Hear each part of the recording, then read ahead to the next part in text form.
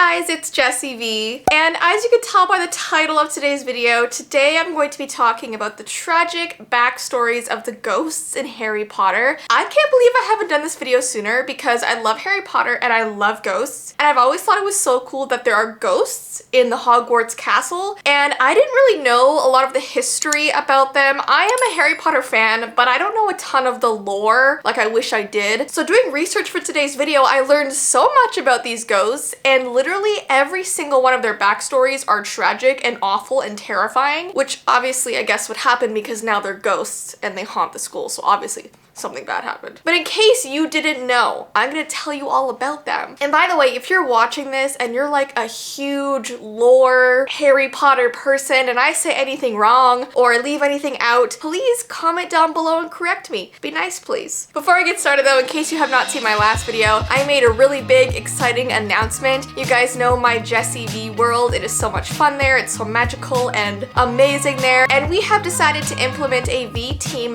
membership club where you get exclusive content, you get exclusive member-only events, a member-only chat, member-only updates about my life. I mean, literally all kinds of stuff. I'm gonna put a link to the membership down below in the description, but we have two really exciting things that are happening there right now for members. The first is that I've uploaded a member-only video. This video will only ever be seen as a member. It's never gonna be uploaded on YouTube here. It's only gonna be seen for members. And in that video, I tell a story time about something terrifying that Ty and I saw in our backyard, and we actually have it caught on security camera footage, and so I put that in the video as well. So if you want to see that, I put a link down below for the memberships. And there's also going to be a members only Q&A on June 28th, so on Wednesday. So it's kind of like a VIP Q&A, and I'll be answering all of the members' questions. So if you guys are interested in any of that, I have linked it down below. And once again, thank you so much for all of your support. I love you guys so much. So let's get into the first ghost. This one is Nearly Headless Nick. You might be wondering, how did Nearly Headless Nick lose his head? Well, his real name is Sir Nicholas de Mimsy Porpington, and he was executed by a botched beheading on Halloween Day of 1492. Ever since then, he has been one of the Hogwarts ghosts in Gryffindor, and Sir Nicholas was only featured in the first two Harry Potter movies, where he was one of the few to be petrified after looking into the basilisk's eyes. And the Harry Potter movies mention that he used to be a knight, having not been fully decapitated, but not really much else was said about him, and so that's where I come in today. The books reveal that before his death, Nicholas was frequently associated with muggles, which led him to be knighted by King Henry II. And the night before Halloween of 1942, Sir Nicholas was walking in the park when he met a muggle woman. Her name was Lady Grieve, who also happened to be in King Henry II's court. And he actually tried to help her. He tried to use a spell on her to help straighten her teeth, but it backfired and made her grow tusks instead, which is awful. There was immediate outrage for his mistake, leading him to be jailed and sentenced to death with his wizarding wand confiscated. And when led to the block by the executioner, Sir Nicholas apparently became an emotional wreck. He was overcome with remorse and fear. The executioner's axe was unsharpened, so it took 45 swings of the axe to kill Nicholas, and his head was never fully severed, which is awful to think about. And as with most wizard ghosts, Sir Nicholas remained among the living because he feared death, and he spent the rest of his afterlife at Hogwarts, becoming a source of entertainment for the Gryffindor students. And then we have a ghost called the Fat Friar. Now his real name is unknown, but we know that he was sorted into Hufflepuff. The only time the Fat Friar is seen in the movies is when he floats with his top half out of the floor during the start of term feast. Now nothing about his backstory is mentioned in the books or the movies, but it is mentioned on the Harry Potter website, the official one. After his time at Hogwarts, the Fat Friar went on to join the clergy in a religious order. He was apparently a very kind man who would actually go and heal muggles, and he dedicated his life to charitable causes. But the Fat Friar was actually murdered by his clergy members, who found it very suspicious that he could heal the pox by pointing a stick, aka his wand, at people and they would suddenly be healed. He would often inexplicably pull rabbits out of the church's communion cup as well. So yeah, unfortunately they got rid of him because he just seemed too strange. And he apparently cannot move on from his death because he was tragically murdered and regrets that he never became a cardinal in the Catholic Church. But despite this, he still seems to have a pretty joyful demeanor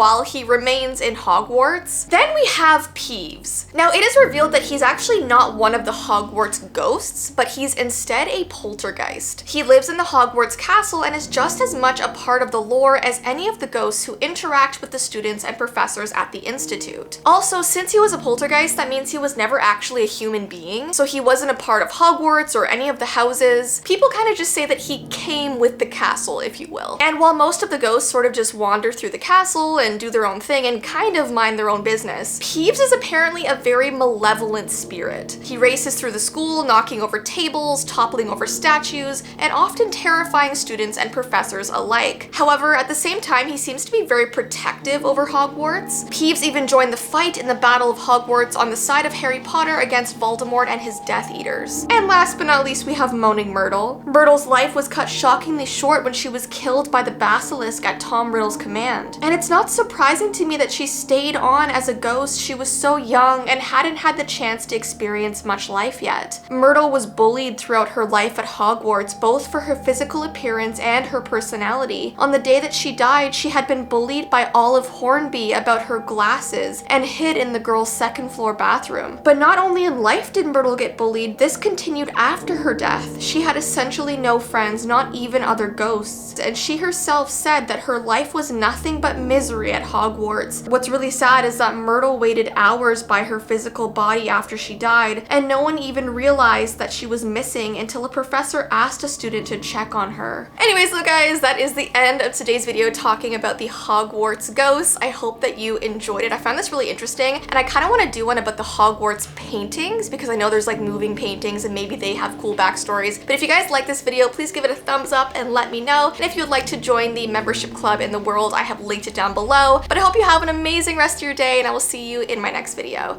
Bye!